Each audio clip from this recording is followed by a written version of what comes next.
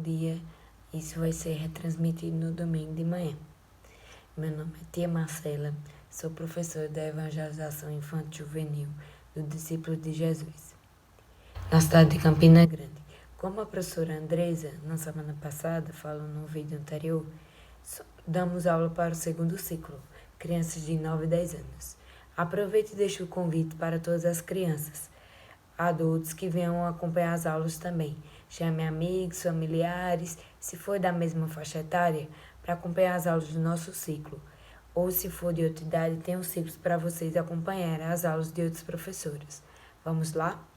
Todo mundo sabe o seguinte, que todas as vezes que a gente vai fazer algum trabalho na casa espírita, evangelização, a gente começa com uma prece, que é uma oração. Mesmo que a gente não esteja na casa espírita há tanto tempo, para a aula ser boa, produtiva, calma, tranquila, a gente precisa estar em contato com Deus. Vamos lá. Vamos fazer primeiro para dar força, alegria, sabedoria para enfrentar esse momento de tanta dificuldade. Vou colocar uma música ambiente e vamos lá.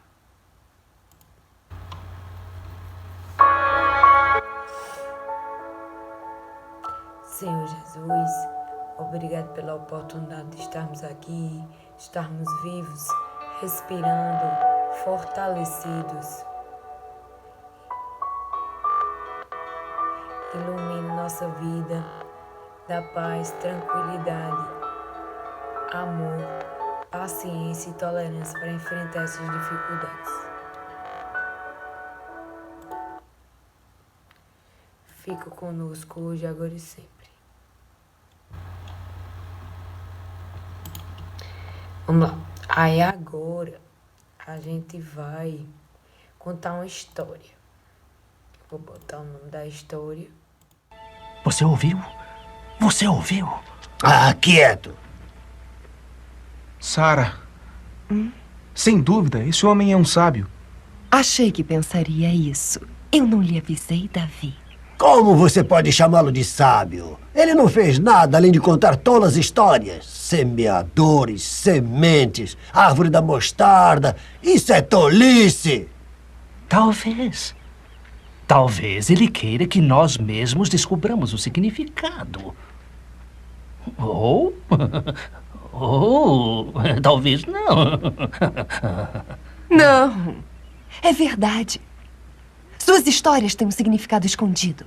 São os segredos do reino do céu.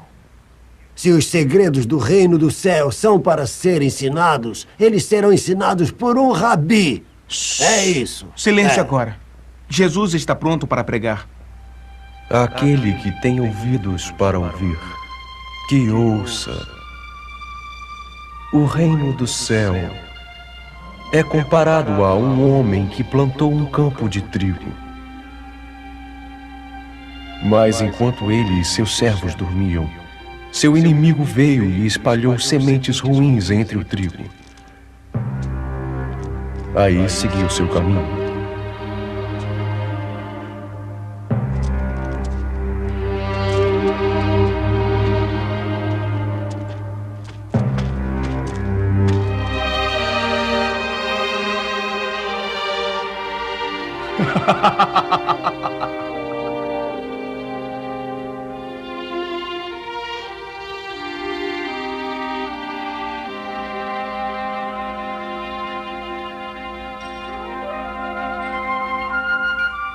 E aconteceu que quando o trigo nasceu, junto com ele veio o joio.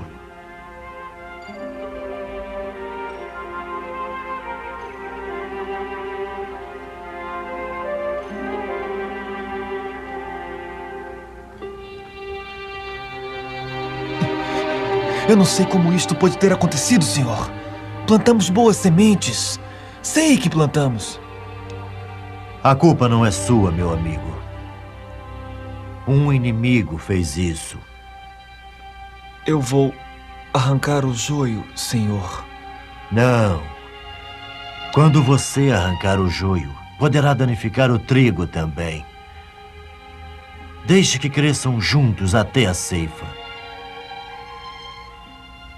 E nessa ocasião, eu direi aos ceifeiros: Juntem todo o joio e amarrem-no em feixes para queimá-lo.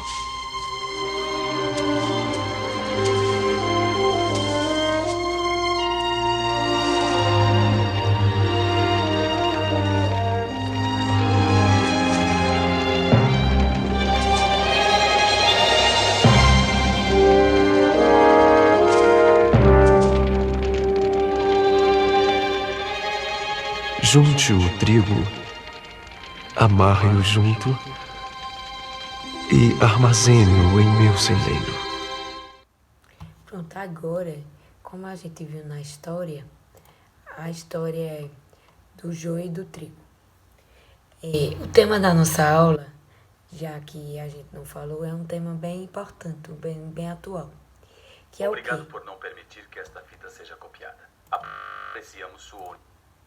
Aí, como a gente está falando sobre um tema bem atual, é sobre a transição planetária, que é uma coisa tão importante, que é uma transformação no nosso planeta. O nosso planeta está passando por grandes transformações através de catástrofes de natureza climática, de guerras, de momentos de dificuldade, como está sendo a pandemia, que a gente está todo mundo trancado, todo mundo nas suas casas, todo mundo fazendo as nossas orações nos nossos lares. Aí, a gente quis exemplificar através do joio e do trigo. Vamos lá, vou começar a dar aula. Jesus muitas vezes ensinava por meio de parábolas, que são narrativas curtas, dotadas de um conteúdo simbólico, com finalidade de transmitir o quê? O conhecimento de ordem moral. Como contou a parábola do joio e do trigo, seus discípulos não a entenderam. Então o Divino Mestre explicou que o semeador é ele mesmo, Jesus, que semeia a boa semente. O campo é o mundo, a terra onde vivemos. A boa semente e o trigo são filhos do reino. Isso são as almas que ouvem o Evangelho, que fazem todos os esforços para compreendê-los e praticá-los. Os joios são os filhos dos inimigos, que quer dizer, as almas que não querem ouvir as leis divinas, nem as cumprir, mas buscam os maus caminhos do vício, da maldade e do pecado.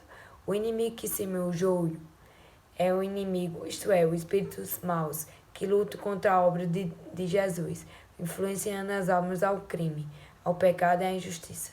Como pode esse joio nascer e crescer, misturando-se com um bom trigo?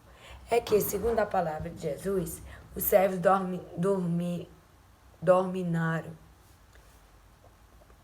dormiram, isto é, deixaram de orar e vigiar, permitindo assim que o erro ganhasse raízes. O joio é uma planta muito parecida com o trigo, mas não serve para a alimentação do homem, podendo até envenená-lo. O pai de família, portanto, não permitiu que seus servos o arrancassem, pois tinha receio de que simultaneamente tirassem o trigo. A semelhança é tão grande que o joio pode ser diferenciado com facilidade após a formação de sua espiga, ou seja, quando se torna maduro. Portanto, arrancá-lo antes de estar bem crescido seria inconveniente, com facilidade após a formação de sua espiga, ou seja, quando se torna maduro. Portanto, arrancá-lo antes de estar bem crescido seria inconveniente, por motivos óbvios. Do mesmo modo, o homem que comete pecados é pacientemente examinado, sem ser destruído de pronto, pois o mestre, com facilidade após a formação de sua espiga, ou seja, pode ser maduro. Portanto, arrancá-lo antes de estar bem crescido seria inconveniente por motivos óbvios.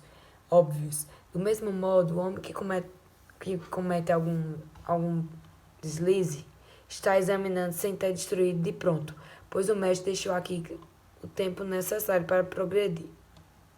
No entanto, agora os tempos são chegados e aqueles que não aproveitaram a luz e violaram as leis de Deus, persistindo na maldade, serão obrigados a deixar de encarnar na planeta Terra. Isto é, o joio será colhido e queimado, como na parábola do joio e do trigo. Portanto, a ceifa representa o fim do mundo, isto é, a época da regeneração da Terra, quando o nosso planeta deixa de ser um mundo de expiação e de provas, para ser levado à categoria de mundo de regeneração. Os espíritos expulsos da Terra irão expiar o endurecimento de seus corações em mundos inferiores, onde encontrarão seres ainda mais atrasados que os daqui, os quais serão encarregados de fazê-lo progredir, transmitindo os produtos do conhecimento que já adquiriram, e a atual geração terráquea serão substituídos por espíritos melhores, que somente aos bens se dediquem, cuja felicidade será perturbada pelo contato dos maus, dos orgulhosos, dos egoístas. Então farão reinar na terra e na justiça a paz e a fraternidade. Os ceifeiros serão os mensageiros de luz, verdadeiros chefes invisíveis da humanidade. São os grandes espíritos, em nome de Deus, dirigem nossos destinos e vão presidir a transformação do mundo, serem nossos anjos de guarda. A terra, no dizer dos espíritos, não terá de transformar-se por meio de uma grande destruição que aniquile de súbito uma geração inteira. A atual geração desaparecerá gradualmente, e a nova lhe sucederá do mesmo modo. Vive-se na terra um momento de grande transição do mundo, de provas e de expiações para o mundo de regeneração. No entanto, enquanto na terra correr uma gota de sangue humano derramado pela mão dos homens, o verdadeiro reino dos céus de Deus ainda não terá implantado aí, reino de paz e de amor, que há de banir para sempre do vosso planeta a violência, a discórdia e a guerra. Agora a gente vai assistir um pequeno trecho, de uma palestra de Haroldo Dutra sobre a parábola do joio e do trigo. Assista Haroldo Dutra Dias com o quadro Pérolas do Evangelho. Olá, bem-vindos a mais um programa Pérolas do Evangelho. Nessa temporada, estamos estudando aquelas 32 histórias chamadas de parábolas, histórias que Jesus falava do reino de Deus e da ação divina no mundo e também nos corações, através de histórias extraídas do cotidiano, da vida daqueles camponeses, pastores e poetas do seu tempo. No episódio de hoje, vamos estudar a segunda parábola ligada a esse universo da agricultura. Uma parábola que também está no Evangelho de Mateus, na sequência da parábola do semeador. É a parábola do trigo e do joio. E a ordem é essa, trigo e joio.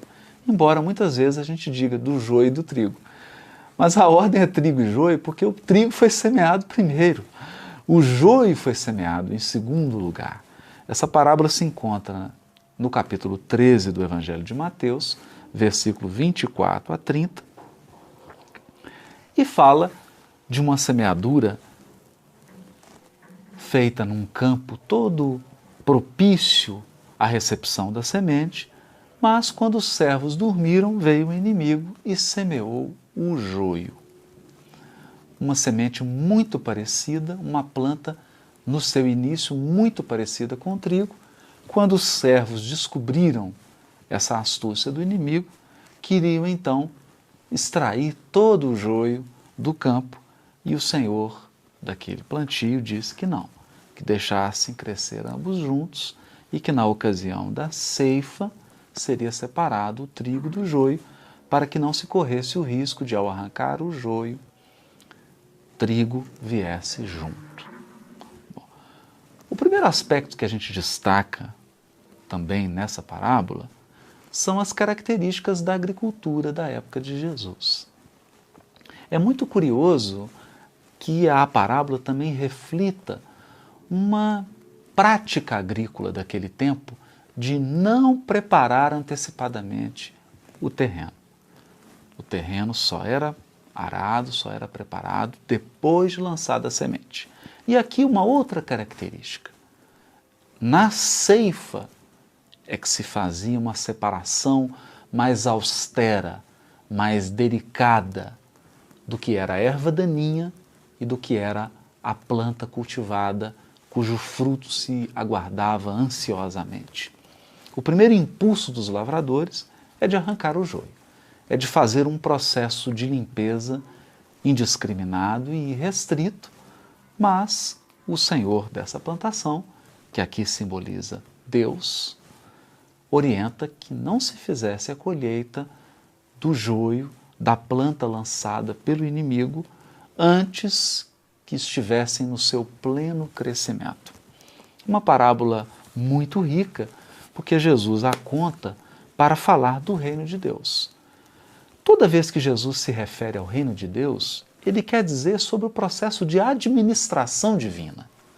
A administração divina do mundo e a administração divina dos corações humanos. A primeira lição a ser extraída é de que nenhum de nós cresce espiritualmente e o mundo também não se desenvolve sem a observância, sem o cuidado e sem a ação providencial de Deus. Nós podemos dizer em linguagem popular: ninguém está ao Deus dará. A providência divina nos observa de perto.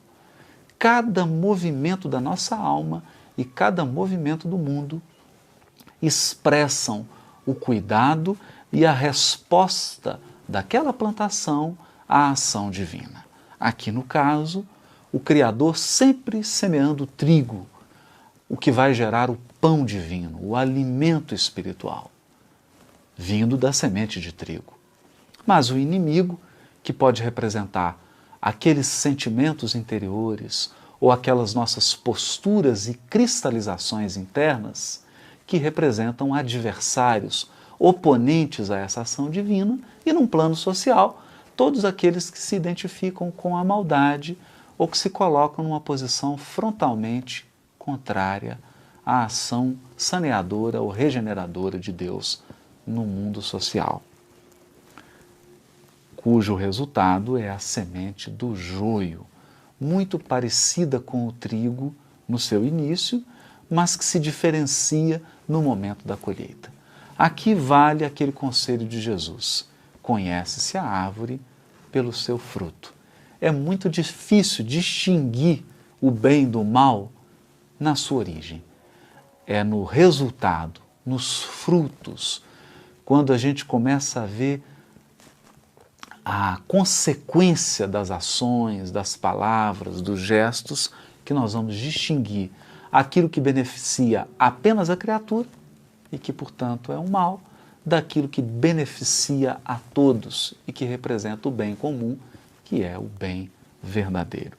Uma parábola muito linda que fala sobre julgamento, sobre ceifa, sobre como Deus avalia o nosso crescimento espiritual e o próprio crescimento da humanidade, de uma maneira muito paciente, muito amorosa, sem afobamento, sem julgamentos precipitados, esperando que cada um de nós revele os frutos, os resultados de uma longa e árdua semeadura, para só depois efetuar o trabalho da colheita.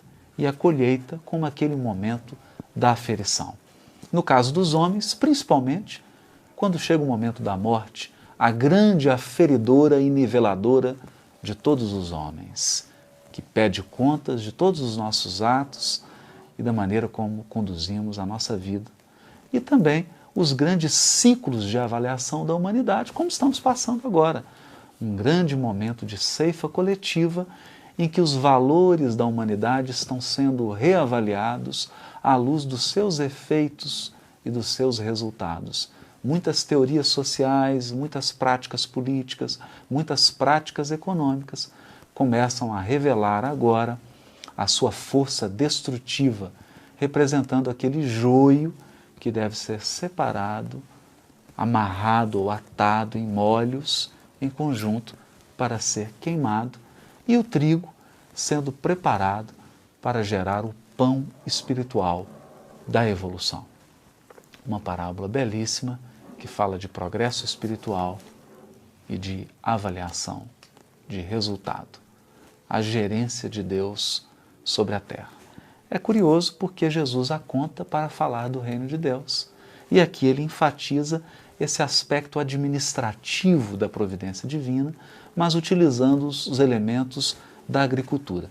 Talvez, se Jesus a contasse hoje, utilizasse os elementos da gestão de empresas, da gestão do serviço público, etc. Mas como contou a parábola 2000 anos atrás, utilizou aqui elementos da vida agrícola do seu tempo para trazer essa rica mensagem consoladora, mas que não deixa de ser também uma advertência para todos nós. Até o próximo episódio. Seguinte. Primeira tarefa é assim. Primeiro, a gente vai ver isso aqui. Essa tarefa. Jesus disse: junte primeiro o joio e amarre nos feixes para ser queimado. Depois junte o trigo e guarde no meu celeiro. Mateus 13:23. Liga as imagens correspondentes da parábola do joio e do trigo. Vamos lá. Aí tem o semeador, o trigo, o joio, o campo e o inimigo. Aí aqui a gente vai fazer o quê? Vamos ligar os pontos. O semeador seria o quê? Seria Jesus Cristo. Que é que semeia?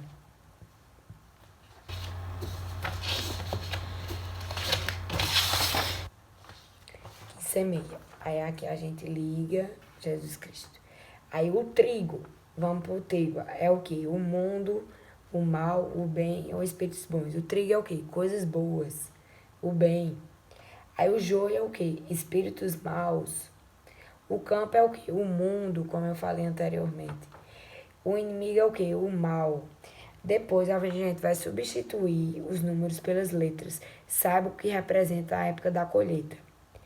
Aí, 1 é A, 2 é D, 3 é E, 4 é G, 5 é L, 6 é N, 7 é O, 8 é P, 9 é R, 10 é T, 11 é C cedilha e 12 é T. Aí, com a gente foi substituindo pela letra 9, o 9 é o R. Aí o 3 e assim por diante. Formou a palavra regeneração do planeta Terra, que é o que a gente está passando. A gente entrou no mundo de regeneração, de transformação, de várias doenças, vários colapsos em todos os setores da nossa vida, até se regenerar e voltar ao normal. Aí agora, na segunda tarefa, a gente vai fazer o seguinte. A gente vai pintar essa imagem, cada um fica à vontade, pode pintar, pode cobrir, pode fazer o que quiser. A gente, nos corações, a gente vai escrever palavras boas. Aí eu vou fazer o seguinte, eu vou só cobrir o coração, porque aí vocês pintam à vontade. As palavras do coração a gente botou o quê? A gente botou. São 5 corações. 1, 2, 3, 4, 5. A gente escreveu bem.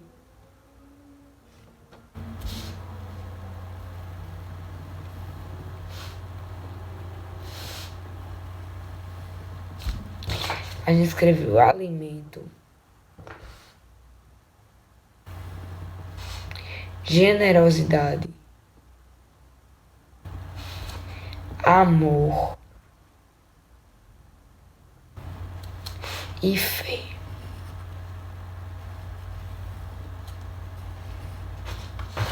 Pronto. Aí agora ficamos por aqui e até a próxima aula. Tchau, pessoal.